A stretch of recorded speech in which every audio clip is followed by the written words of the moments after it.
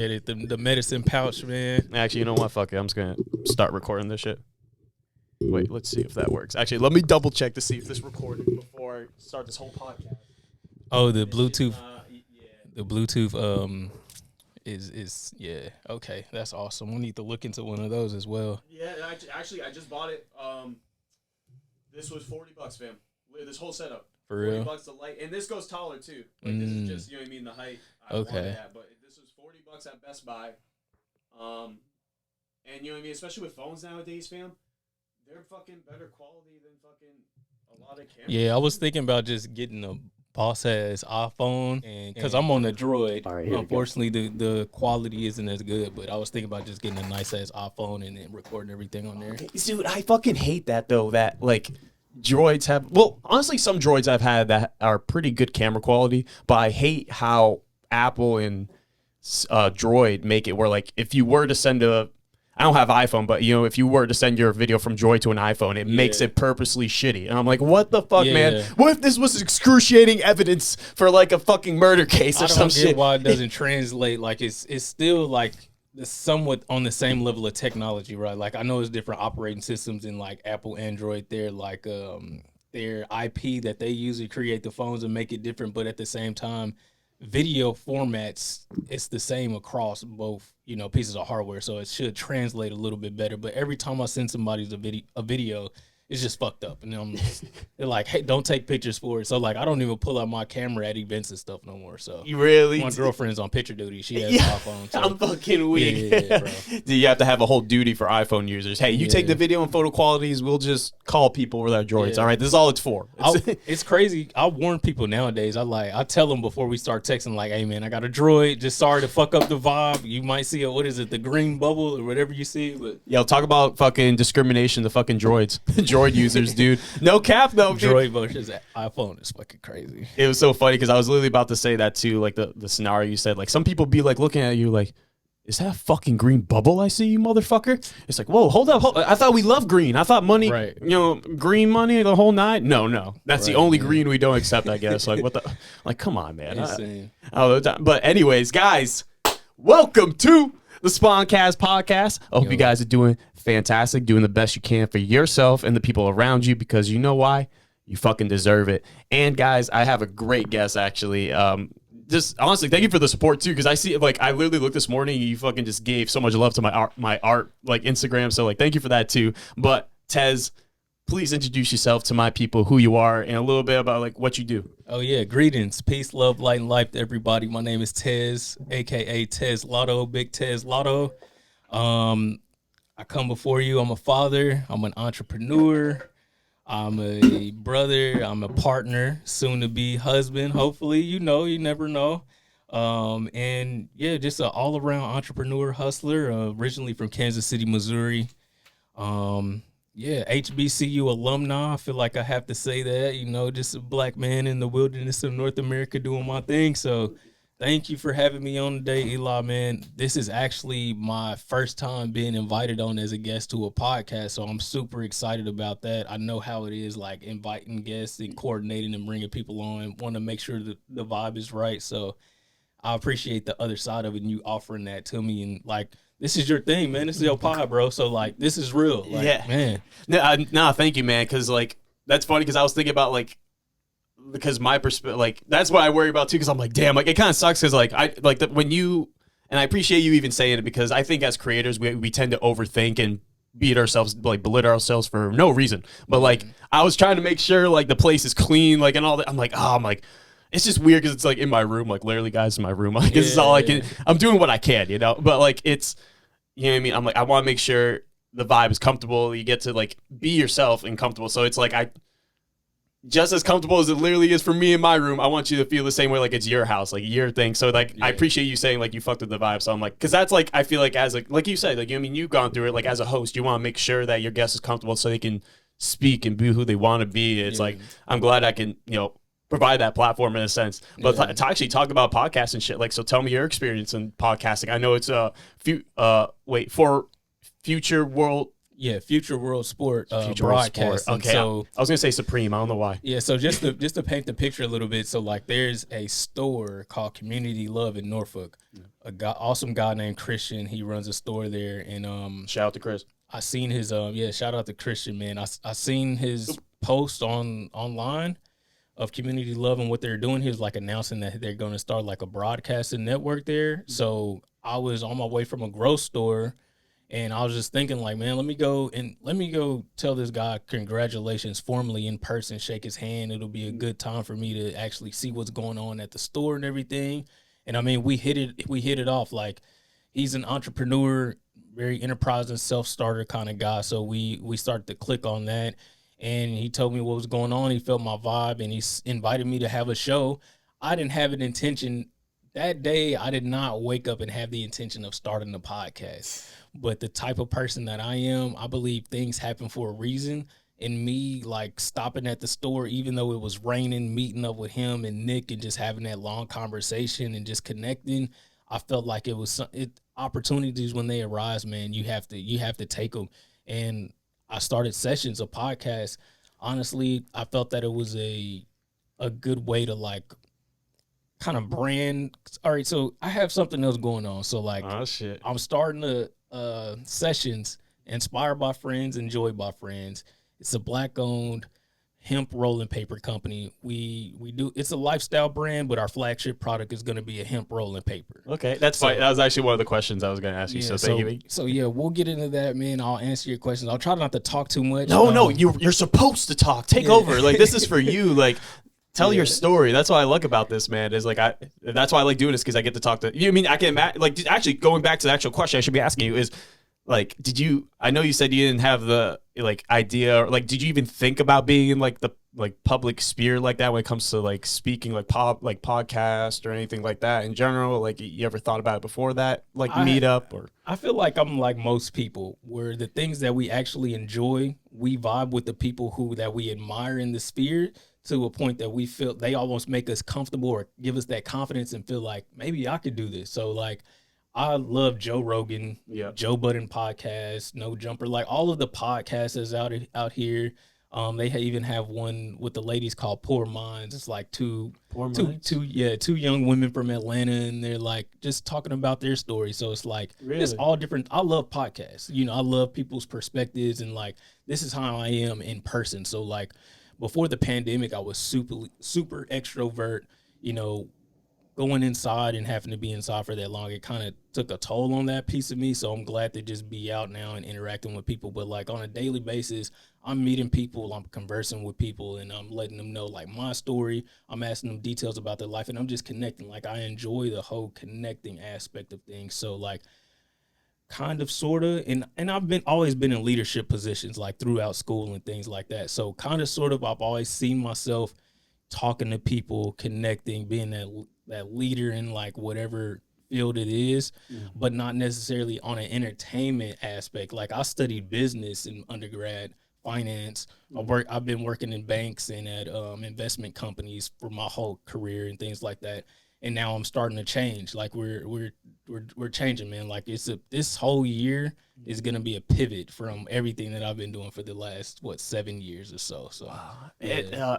I think a lot of people too. I think when it's come to community building, communications, like after, especially with COVID, I think gave us all a wake up call, like with the lockdowns and shit. Like, that's honestly when I started doing this, like podcasting. Because before, if you met me before fucking COVID, not the same fucking guy at all. Like, I was you know what I mean? Just a whole different individual. And you know what I mean?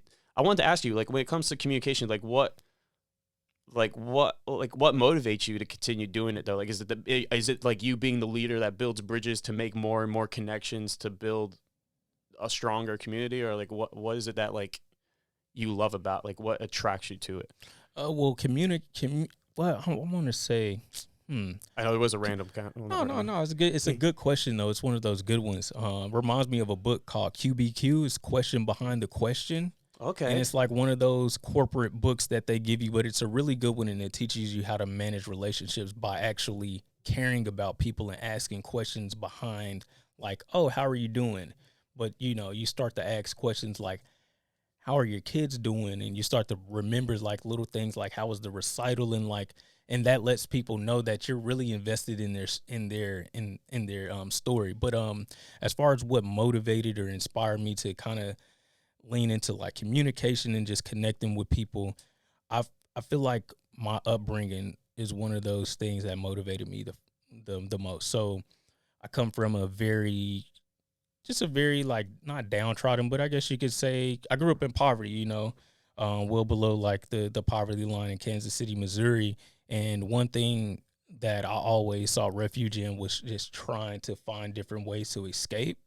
So if it meant me watching the X Games on ABC all weekend or whatnot, and not going outside and just dealing with whatever's in my in my environment, or just trying to escape from things that may be in the household, man. Like, just to put it out there, man, shouts out to my mom. She's been going on 11 years sober from crack cocaine. Wow. Man, my mom was on. Let's fucking go. Yeah. You got shout this. Shout out to moms, man. Seriously. Like, nah, I'm happy. Dude, that's awesome, man. Yeah, So, man. just sorry, continue me and cut you off. So just to kind of give a little bit of background, like I was always trying to find some type of escape, some type of refuge from that lifestyle, and just experiencing that on a daily basis. So like I saw it to be different. Like I was that kid in the hood that was like riding rollerblades or riding skateboards. So it's like I always was getting picked on, like the black Tony Hawk or that white boy or whatnot. So it's like just doing different things. It motivated me to reach out and find different people. So it was like not a lot of people in my environment who was on the same thing, but like if anyone came around where it was like I felt like they could turn me on to something different, I automatically gravitated to them, and I like picked their brain, and I just soaked up whatever I could, like a sponge. Like one of my friends who taught me how to skateboard is one of my friends since we were like 2-3 years old. Come from a similar demographic, his family kind of similar situation, but his family, he had parts of his family that were a little bit more well off, so he got to take vacations. When he took those vacations to like Texas, he would come back with like, he had like America skate shoes, or he'd like have a real skateboard with the concave and everything, because I was skating Walmart boards. So like he turned me on to that. Like, man, that ain't a real skateboard. It's like, those aren't real skate shoes. Gave me my first pair of skate shoes, taught me how to ollie, and like just those type of moments is like what I started latching on to. So like when I started meeting my other friends down the line, like one of my best friends, Nathan, is a white kid from like rural Missouri. He came to the city. We like instantly linked up, started skating, and he started turning me just on to different lifestyles. But yeah, man, just that need to escape, that need to experience different cultures, something different than what I was in. That's one of the things that motivated me to just being the person who I am today, the leader I am today, man. And just, yeah, man, just embracing different types of people, because I know what it is to be different. I've always felt different, no matter what my situation was at home. I knew it was something in me that I was meant to go deeper. So I had to make myself different, man, even if it meant being picked on and not doing the norm. You know what I'm saying? Like that's where it stimulates from. I think that's just what we have to do as individuals for ourselves to do better. You know, if you feel you have this ambition in you, why are you going to fight against yourself? You know, it's only going to hurt and fester for a long time, you know? And like, and the question too, like, I know it's a bit personal, but it's like seeing your mom like go through those struggles. Like, did it just motivate you more to want to do better though? Like what did that help you drive more to expand your mind to different lifestyles and try to like be a better person? Like what, like, and like sorry, I feel like I'm like making this more complicated. No, you're good, man. You're good. So I guess like seeing like the ones you love struggle, did that motivate you obviously more to get to where you are today, like when it comes to expanding your mind and stuff like that? Yeah, definitely. So just learning to embrace different things. Like it doesn't even have to be the most extreme things. Like you don't necessarily have to go to Harvard or whatever, you know, you don't have to shoot that high, but it's just like, you know, just embracing different things, man. I mean, just being accepting of things that come your way and not shunning those things. Because I feel like coming from the type of background that I come from, a lot of people, they're so used to being hurt and being in like a dark place that when anything that comes along that could like turn them onto something different and introduce them into something that they've never had before, it's like you're almost scared to do it. You almost push it away. And then in order to not show people that you're vulnerable or that you're insecure, you'll do things like demean it, or you'll bully the kid that's a little different. You know what I'm saying? So you got to turn that into aggression, because in that environment, aggression is one of the few things that you could use to like get through your day. Like being vulnerable, that's a no. So yeah, definitely motivated me, man, and to just stay on the right course. I guess you just could say that, man. But yeah, man, it's a lot though. I will say that it's a lot, man. Being the first college graduate in my family, the first male to graduate high school in my family, and like just a lot of firsts for me, So it's hard, man. But yeah, it definitely motivated me to stay on this course. Heavy lies the crown, they say, right? Because especially, you know what I mean? Because it's not, you know what I mean? Because I can imagine it's a lot of weight, especially for your family too. Because there's a lot of it. But obviously, you know what I mean? You're doing great, man. Like keep doing it, keep doing you. But it's like it's still like within inside, you still have this like, damn, like I don't want to. Hope I don't fuck up. Like hope I don't do this. Like I want to, But that's life, I think we're always, as long as we have the mindset to know that we are going to fail at things, that we're not perfect, and at least if we have that mindset to always keep pushing forward, like there's only going to be, we can only do, become better from it, and that's how I try to be positive anyway, the fucking shit like that. Yeah. But I actually want to go back. So did you move a lot when you were younger by any chance? Like, did you stay in Missouri and then to Virginia, or? Yes. So from time I was born, 1992, up until 2011, I lived in Kansas City, Missouri. I lived in the same apartment complex. My mom actually lived in that apartment complex since my sister was about 2 years. So, and my sister's 9 years older than me. So my mom had been in that same apartment complex since like 1980. I guess that would be 80. Wow. 3 or 85 or something like that, you know what I'm saying? So yeah, man, just that let you know, man. I was in the same spot for a long time, experiencing just experiencing life there, man. But it is what it is, man. I actually learned how to appreciate it after a while. Yeah. No, I was gonna say too, because going back to what you were saying earlier, like saying how your friend was able to travel and then show you like the board, how you brought back the American board, like the board, like. Is that the brand America? Or are you just saying like? Oh, America, the skate shoes. Yeah, but that's okay. See, I'm not. Oh, okay. See, because I skateboarded a little when I was younger, but like I just had like a few World Industry boards and like I could barely ollie. Yeah, that's all I could do. But like going back to travel. I feel like a lot of people take that for granted, just like especially growing up, like simply just traveling even to like another state, like it's what I mean, you're going to a whole different world, and it's a luxury too, we take for granted. And like as you got older, did you try to travel as much as you can, like as you're to now? Like where have you been by any chance? Have you been outside the country or anywhere, like, or where have you been in the country too? So I did catch the travel bug early on. As far as and I do want to kind of go back. I don't want to do any injustice to my grandmother, rest in peace.